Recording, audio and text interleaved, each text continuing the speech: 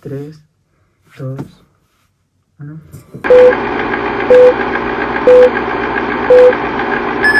Hola a todos y bienvenidos una semana más a nuestro canal Telemarinera, en el que repasamos la historia de la televisión desde sus comienzos hasta nuestros días. En los vídeos anteriores hablamos de cómo se creó la televisión en el mundo mundial, después cómo llegó a nuestro país, que os lo conté yo la semana pasada, y esta semana Laura va a hablarnos de cómo fue la transición desde la época de Franco hasta el inicio de la democracia con Adolfo Suárez.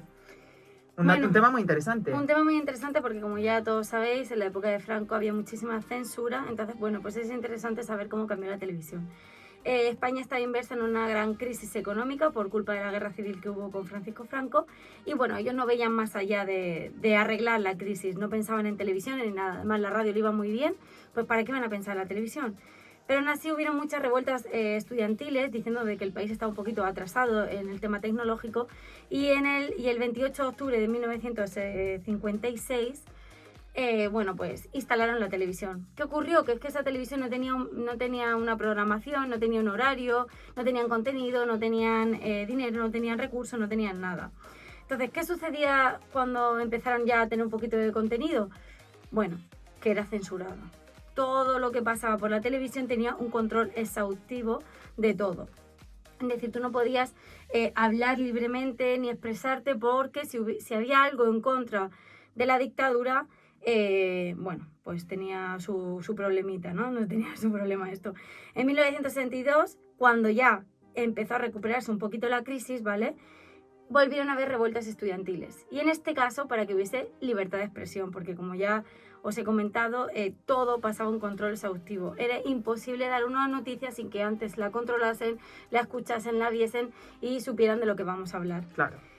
En 1966 surgen las agencias de publicidad, ¿vale? Que ya que con las revueltas estudiantiles no hubo nada positivo. Grandes movimientos importantes. Sí, pues siguió habiendo controles. Entonces, ¿qué pasó? Que gracias a las agencias de publicidad transnacionales que exigieron menos control, se creó la ley Fraga, donde se eliminaba la censura previa. Veíamos un poquito más la luz, ya se podía hablar de algunos temas, ya se sabía un poquito más. Pero aún así había represión para aquel que estuviese en contra de la política de Franco y seguía habiendo pues mucha censura. Pero bueno, con la llegada de Adolfo Suárez, ¿vale?, primer presidente de la democracia española,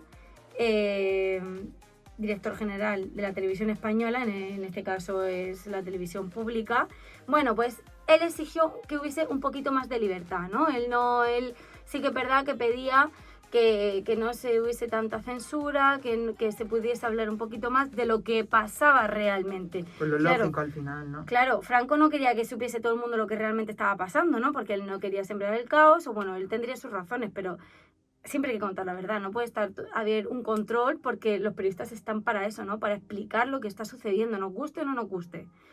Bueno, pues por los atentados de ETA volvió a haber una represión. Dábamos un paso hacia atrás porque por culpa de todos los atentados pues dijeron, oye, mira, no se puede contar la verdad, no se puede contar lo que está pasando, necesitamos que haya otra vez un control y que no se hable de esto ni sembrar el caos ni nada. Fue un retroceso en toda regla. Sí, volvimos para atrás.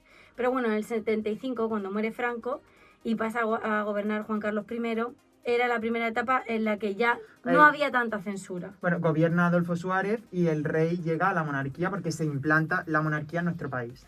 Exactamente. Entonces, bueno, gracias a que Juan Carlos tenía una idea diferente de Franco, de que había que contar la verdad, había que ser un buen periodista e informar bien a la población, pues gracias a eso empezaron a surgir las televisiones privadas y las autonómicas, ¿no? Que tú el próximo día nos vas a hablar de las autonómicas. El próximo vídeo lo vamos a... Surgieron antes las autonómicas y con ello las privadas, como por ejemplo Antena 3.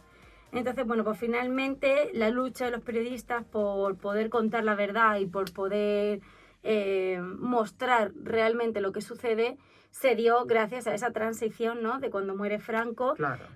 con Adolfo Suárez y con Juan Carlos I. Pero también gracias a Fernando Castedo, quien fue director de la televisión española, ¿vale? Por muy poquito tiempo, pues fue cuando empezamos a confiar y a ver un poquito la luz, ¿no? Porque él también, aparte de Adolfo Suárez, él como era director general de la televisión española, pues se encargaba un poquito de los contenidos que íbamos a proyectar, que se iban a decir. Entonces, pues claro, él fue un poquito el que dijo, oye, mira, ya no hay tanta censura, vamos a decir esto, vamos a decir lo otro, vamos a tomarnos un poquito de libertad, un respiro y a contar lo que realmente está sucediendo. Claro. Y eso pues fue lo que pasó.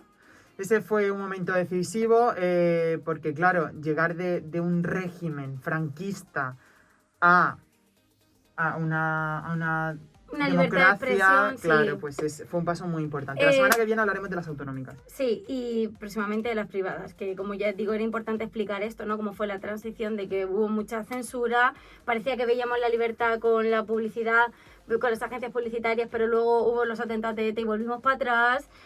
Bueno, pues al final hubo que sí, que no, que sí, que no. Toda la época de Franco hubo dictadura, un poquito menos, un poquito más, pero hubo dictadura.